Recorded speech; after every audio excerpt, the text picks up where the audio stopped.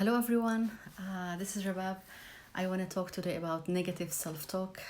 I think this is a subject that I often encounter with my clients from all ages, and a lot of time negative self-talk can cause depression, anxiety, and it's like an obstacle for people to reach success because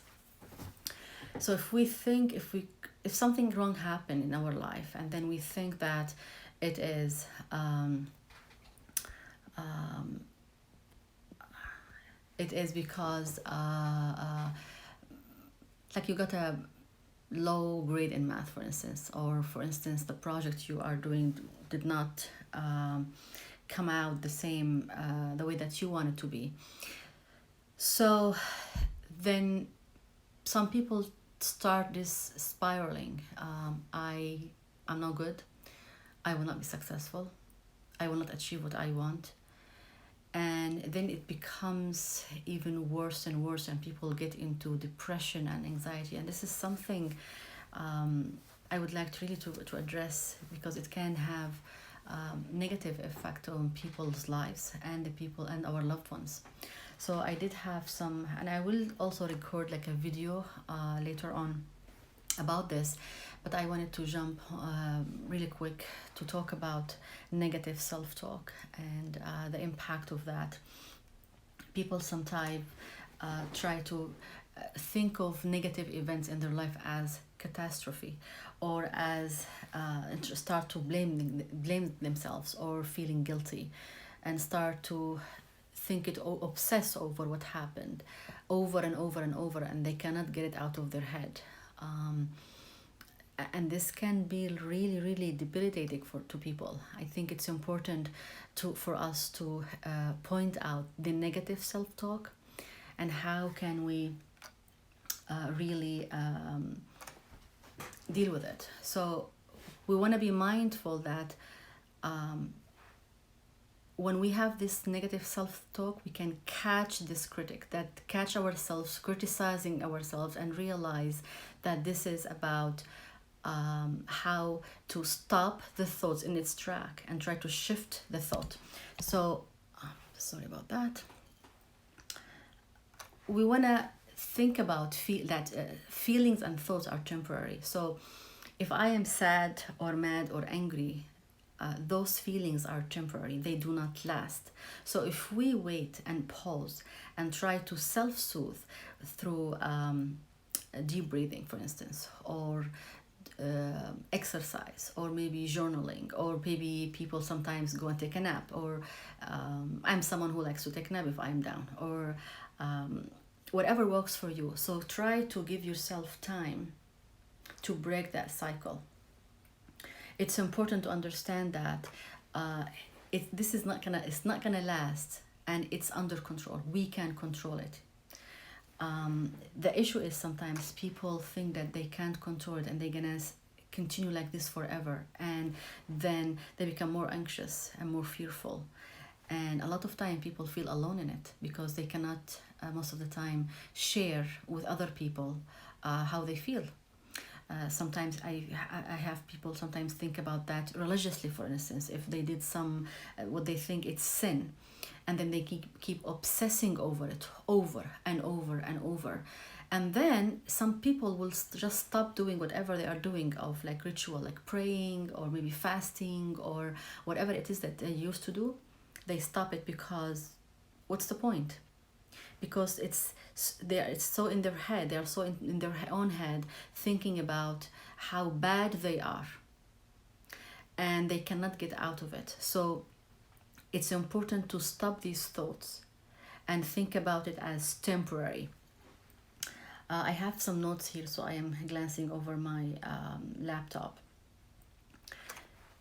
Also, I think if we give it a name, like for instance, if you know yourself, you get anxious on Sunday night because tomorrow you're going to go to work, or you are about to go on a trip that you are not really excited about, or something that you need to do and you know it's going to cause you anxiety. So if you name it, this is Sunday night or this is Monday morning, and try to come up with rituals that deal with that event. For instance, I know someone, they don't like Sunday. They just don't like Sunday. So they started to work on Sunday and shift the weekend for themselves. I am someone who, well, originally I'm from the Middle East, so I'm used to having Friday as a weekend over there. And I have been here in the US for over 23 years, and I still sometimes talk to people, oh, I'm going to see you on Saturday. When I used to work in pharma, and then people would say, Saturday? What do you mean by Saturday? Oh, no, sorry, I meant Monday. And I kept doing this mistake over and over and over. And then I realized, okay, why you keep doing that? Why am I keep doing that? That means there is something deeper inside of me about that. So I changed, and of course I changed my career. I'm a therapist now, but now I do have Friday off. I made Friday as a part of my weekend, and for Saturday or Sunday, sometimes I work on Saturday. So some people can do that, some people cannot do that, but you can shift or like adjust your schedule or your mindset in a way that can really be comfortable to you. So it's not about just shutting that voice inside of your head. You want to manage it, you want to acknowledge its existence and try to work around it. You want to also think of changing the negativity to be neutral. For instance, instead of using really harsh word, I hate Monday. Well, you can say, I dislike it, because what we say affects how we feel. And when we talk, we send messages to our brain. So we need to send kind messages to our brain. So think of yourself as, for instance, if you were talking to your best friend, are you going to talk to your best friend and tell her, oh, I hate you, I don't like you, you are a failure? You're never going to talk like that to your best friend. So why do you do that yourself? Why do we do that to ourselves? We are so harsh when it comes to dealing with ourselves. If you just put yourself in the position as your daughter or your best friend, how you deal with them with love and affection, with respect. I think sometimes we don't respect ourselves in terms of we just use the harshest words ever when we talk about ourselves. And that has an impact on us. It brings us down. It causes depression, anxiety. It's like sometimes people come and say, I'm not motivated, I procrastinate all the time. Well, this will cause procrastination if we constantly believe that we are failures. If I constantly believe that I'm not going to be good, everything I do is a failure, I am not going to really make it, how anyone talking to themselves this way will have the motivation to do anything in their lives? Because the self-talk, the negative self-talk, is telling them that you are a failure, you're not going to succeed. So why would I put the effort? It starts with the mindset. And when we talk about fairness, for instance, we want fair and justice. Why can't we direct that to ourselves? Are we really being fair to ourselves when we really assess our achievement and the events in our lives and how we think of ourselves? Of course, all of us have something to work on. Like, we need to work on. There are good things about everybody, and there are certain things that we need to work on. This is part of the growth, and this is normal. So if I have stuff to work on myself. Like, sometimes I'm reactive, sometimes whatever. I'm talking about myself because I don't want to talk about my clients, of course. So I know I have good qualities, but I also know that I need to work on this and that, like 3-4 stuff that I need to work on. But it does not make me a bad person, and it makes me normal. So we want to normalize and neutralize things instead of like really make them like a catastrophe or the end of the world. I am a failure, I'm not gonna make it. And then so if we think that, why would I leave the bed in the morning if I think that everything I do is bad and wrong? So think about that. You are not going to tell your best friend this. You are not going to tell them you're going to be a failure. Nothing is going to work out for you. So why are we telling ourselves that? Think about it for a second. Something else. If we stay in our head, I think sometimes we get stuck there. It's important to talk out loud about what we're going through, whether with a friend, a relative, a family member, someone who's objective, or a therapist. Because sometimes even it happens with me when I talk to my therapist. Like I will be in my head about thinking about stuff, and then when I'm talking to my therapist, and then I feel like, oh, I didn't think of that. It's like someone is there witnessing my struggle and being there for me. I'm not alone. That's a huge for anyone. It's like the minute we find someone that who is willing to listen to us, to give us that safe space without judgment, with love and compassion and kindness, then people start to heal. This applies to any human being. So you want to find that environment for yourself. You want to try to get it out of your system, even through journaling. And journaling sometimes can be tough. For instance, I find difficulty with journaling, but because you sit with journaling, you want to sit and write, not just type. You want to write, and you want to get this energy out of your system onto a piece of paper. You journal about what happened or what you're feeling and your thoughts, and when you write it down, it's like something to look at. And that's the journal is for you. You can throw it away, flush it, burn it, whatever, but you want to get this energy out of your system so you can allow a different energy inside of you.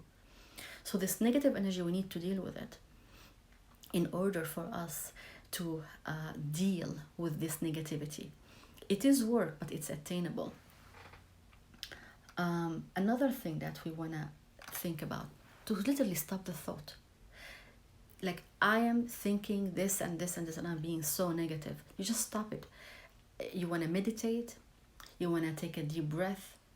You want to go wash and pray. It has to stop. You need to distract yourself. So you want to try to find something that works for you, that can help you manage this, because we want to separate between anxiety and negative self-talk, and between what's actually you and your value. Your value is there. Your value, you have a value. Everyone has a value. Okay. So when you separate between your value and between your self-worth and the anxiety and negative self-talk, and deal with it as a condition that can be managed, then you are containing it into something manageable, instead of making it like a catastrophe or something you had a bad character, or you are a bad person. So you separate between the two, and dealing with it as anxiety, depression, whatever it is, that something can be dealt with through therapy, medication, self-care, EMDR, which something I really like to deal with trauma and anxiety sometimes, and between your worth as a human being, because all of us, everyone has a value, and there's no exception to that. And we need to remind ourselves that we have a value, we're successful. What really helps also sometimes, if you write down your achievement. Like, for instance, whatever your age is, you finished high school, you finished college, maybe your master's, or you did some work, or maybe you are a mother, or maybe you are a father. You are making a difference in life, and in someone else's life. Write this down, because those are achievements, and it's worth mentioning and acknowledging. And you are worth to be loved. You deserve to be loved, and the first person that needs to love you is you, because we live with ourselves for the rest of our lives. So we are our own company. So how would we pick someone to live with for the rest of our lives if we don't like them? That's a miserable life. We don't want it. We want a happy life. We want a happy life by loving being our own company. I hope this life was beneficial for you. Share it if you like it. I will try also to download it if the Instagram allows me, and put it on my YouTube channel. You are welcome to contact me via my website, rababalma.com. You can also subscribe to my channel. I will try to make this consistent every Tuesday, because this is what works for me. I need to put some like specific time and date for me to continue. So this works for me. Look what works for you, and work at it. I wish you a wonderful day. Thank you.